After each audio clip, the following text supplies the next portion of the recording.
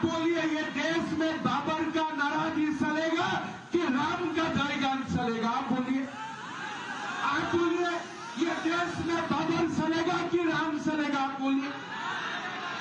तो ये कांग्रेस वाला को समझना है कि देखो ये देश बाबर ने नहीं बनाया था, ये देश प्रभु श्री राम ने बनाया था, और जब तक चांद और सूरज रहेगा ये देश में प्रभु श्री राम रहेगा, कोई बाबर औरंगजेब देश में नहीं रहेगा। आज जैसे इजराइल ने हमास को ठंडा कर रहा है ना, जैसे नरेंद्र मोदी जी ने पाकिस्तान को ठंडा किया है, हमारा सरकार आएगा इस बार नक्सल को भी हम लोग साफ कर दूंगा, ये हम लोग का वादा है।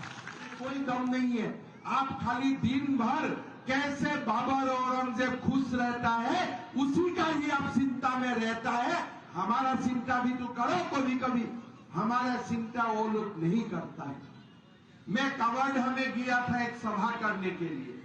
सभा में मैंने अकबर का खिलाफ बोला। 2 दिन का बाद गुवाहाटी में मेरा ऊपर नोटिस आ गया इलेक्शन कमीशन से। क्यों? बोले आपने छत्तीसगढ़ में जाके अकबर का खिलाफ बोला। मैं बोला मैं हर दिन भूपेश बघेल जी का खिलाफ बोलता हूं, वो तो नोटिस नहीं आते हैं, अकबर का खिलाफ बोलने से क्यों नोटिस आते हैं? तो कांग्रेस को आज सबसे प्यारा लोग कौन है? औरंगजेब और अकबर और बाबर ही उनका सबसे प्यारा है। कोई वो लोग का खिलाफ बोले तो वो लोग एकदम फल हो जाते हैं कि भाई कैसे बोल सकता है।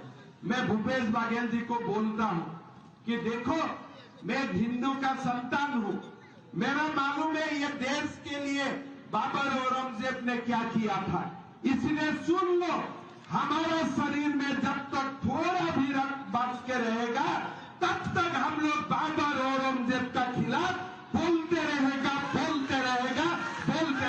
तो जो मतलब है हमें करके दिखाओ। अभी राजस्थान में कन्हैया लाल बोल के एक व्यक्ति था, कुछ फेसबुक ने कुछ लिखा, एक व्यक्ति आके उनका सर्तन जुदा कर दिया।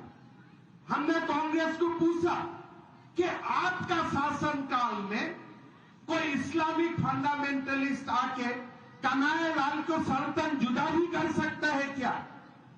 कोई जवाब नहीं। लेकिन यही काम अगर आज असम और अन्य विदेशी शासित प्रदेश में होता था, हम 5 मिनट में उनका हिसाब भी चुकता कर देता था। चलो आपने जो किया हम भी आपको उसी काम से प्रेजेंटेशन दे दिया।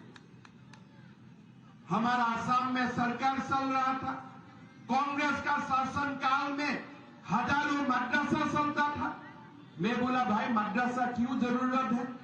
हिंदू को डॉक्टर चाहिए, मुसलमान को इंजीनियर चाहिए, ये मोल्ला किसको चाहिए?